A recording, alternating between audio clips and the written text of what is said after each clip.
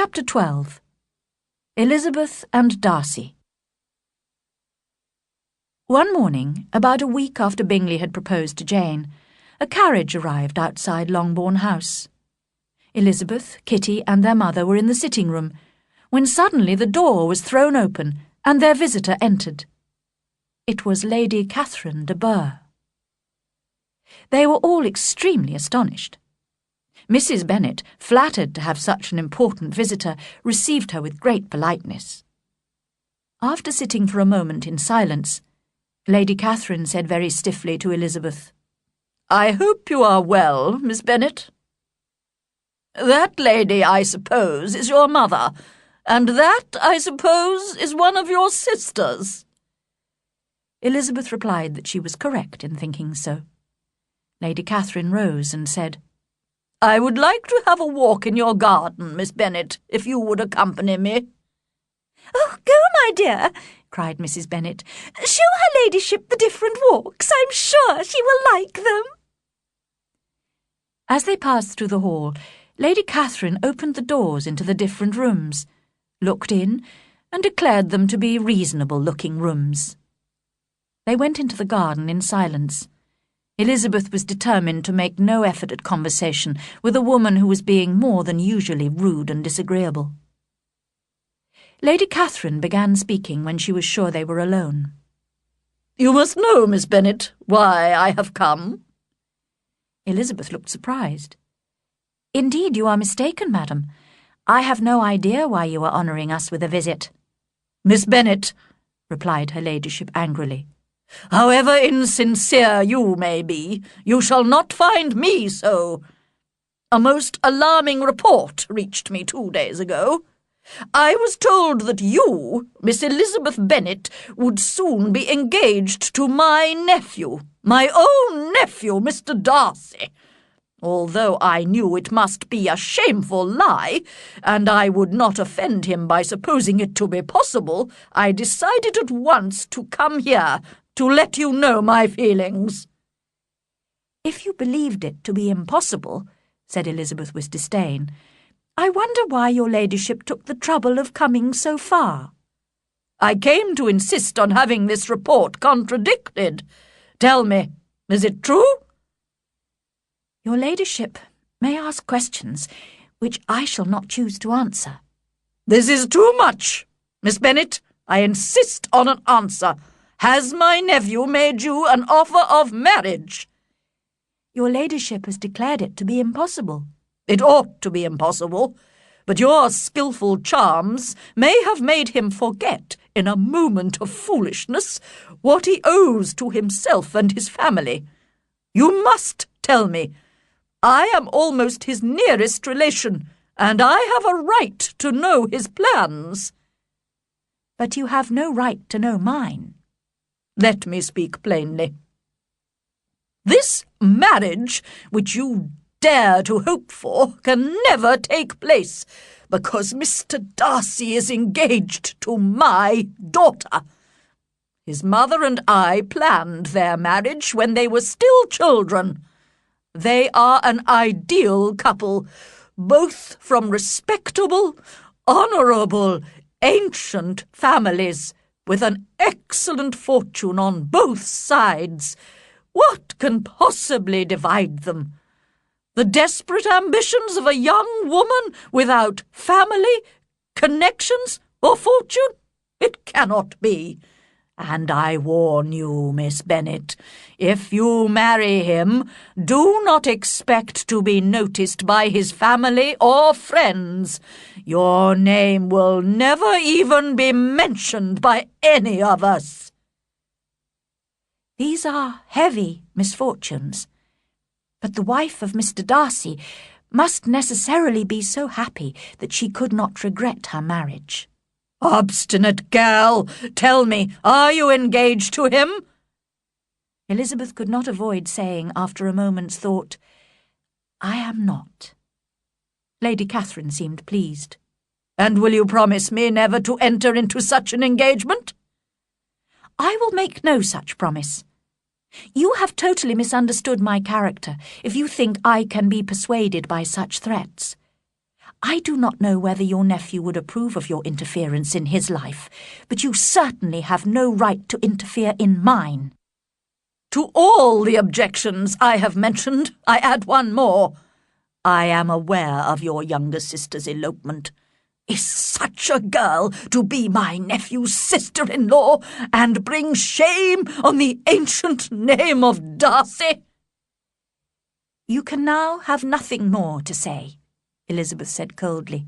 "You have insulted me in every possible way." She rose and started walking back to the house. Lady Catherine also rose and walked with her.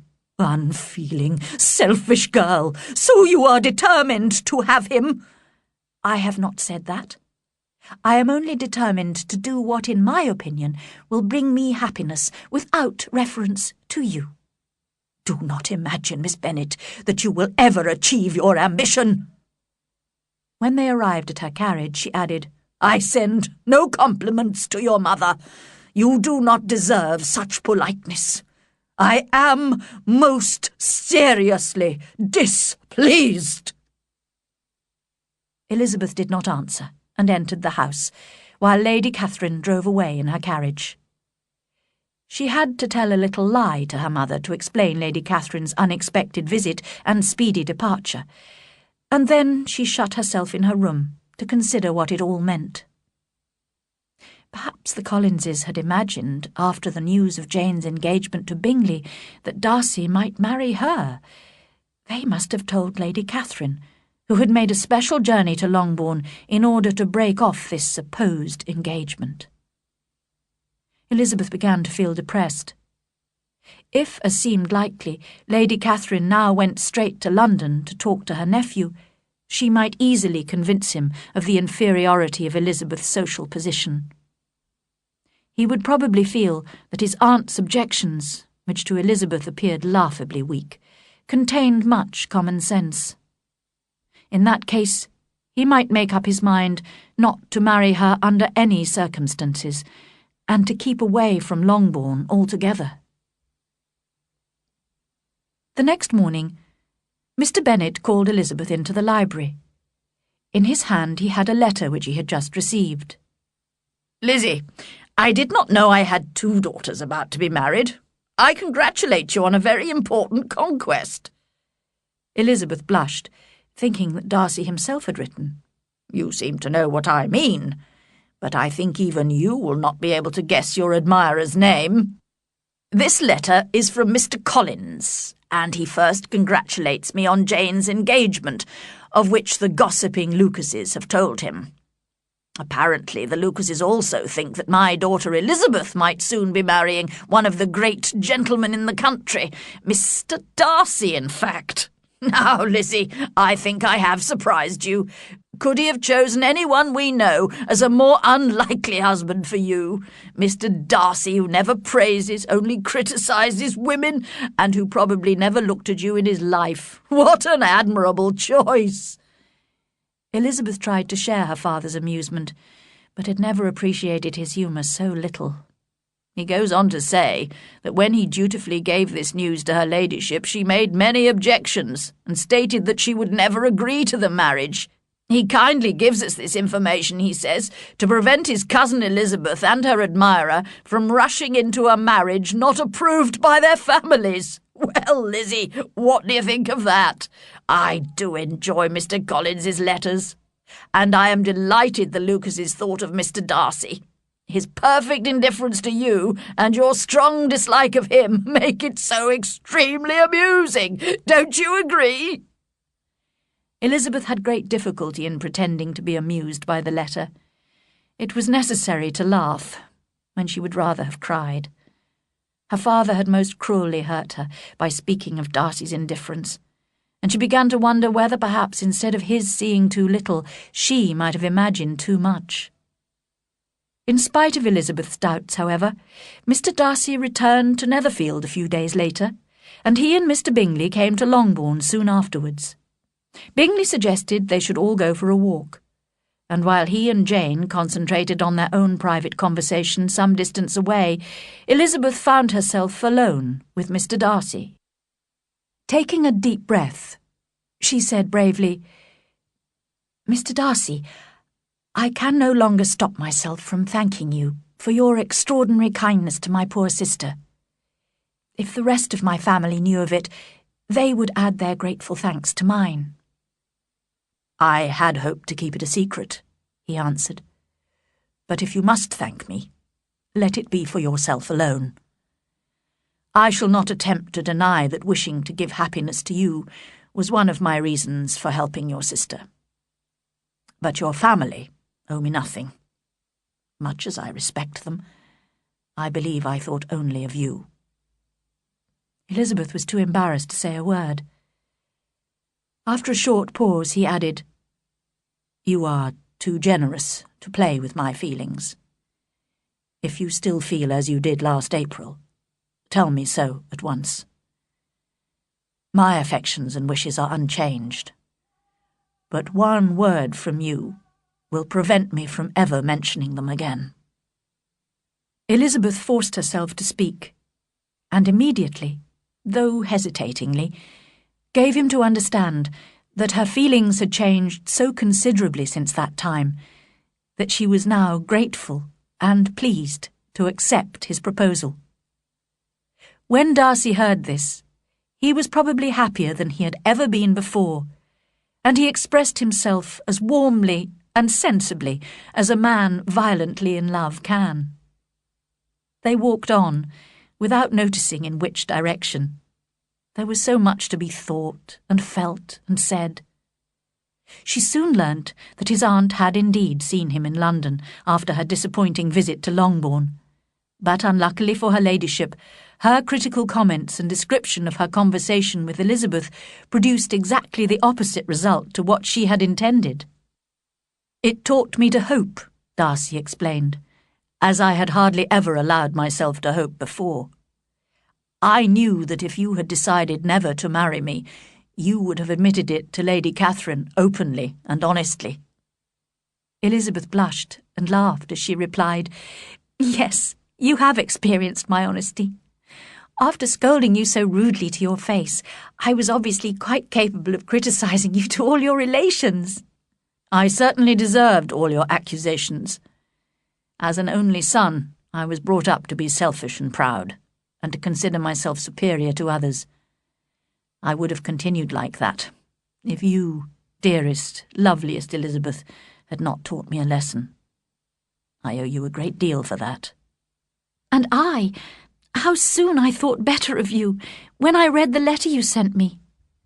When I realised your description of events must be true, all my prejudices against you were removed."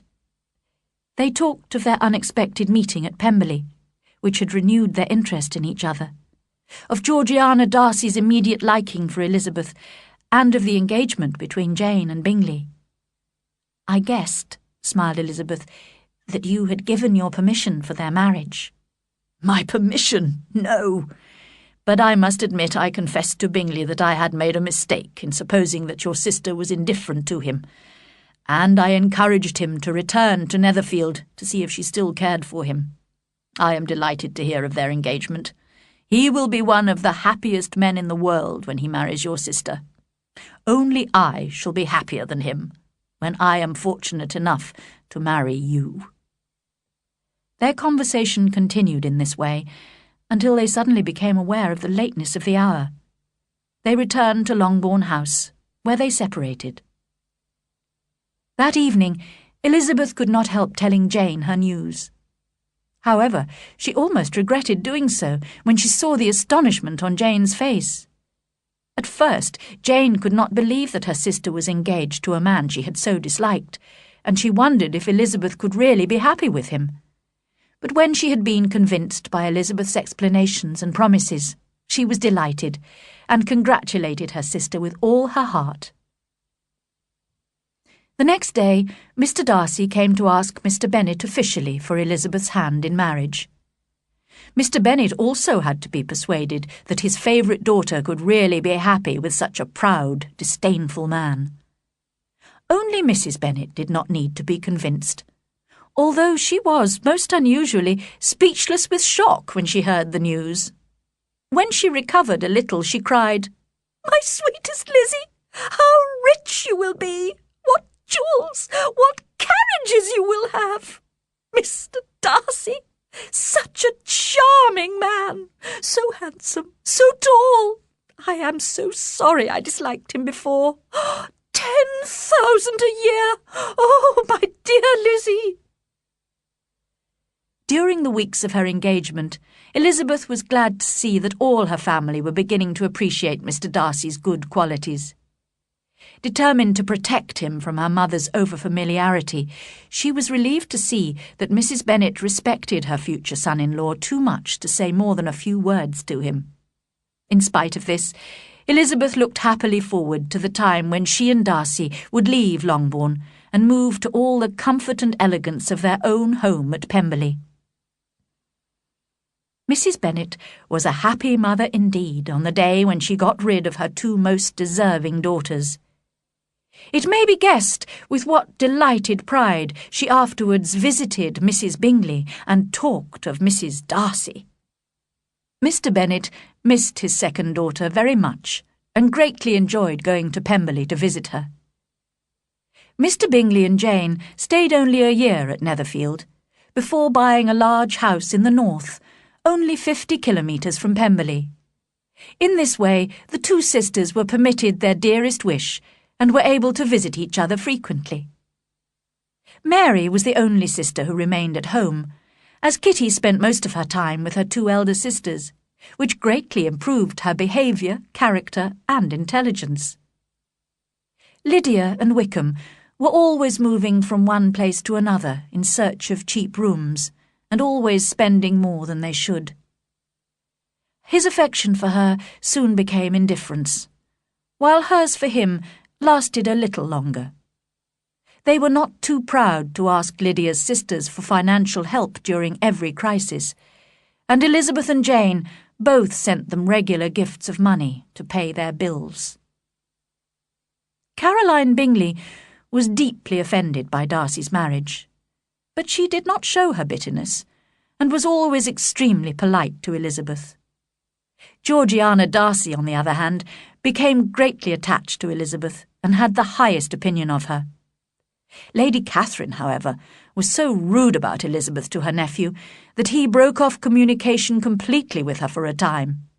In the end, Elizabeth persuaded him to forgive his aunt, who eventually forgot her pride enough to visit them at Pemberley. There remained a close relationship between the Darcys and the Gardiners. Darcy and Elizabeth were both warmly grateful to the two people who, by inviting her to Derbyshire and taking her to visit Pemberley, had brought them together.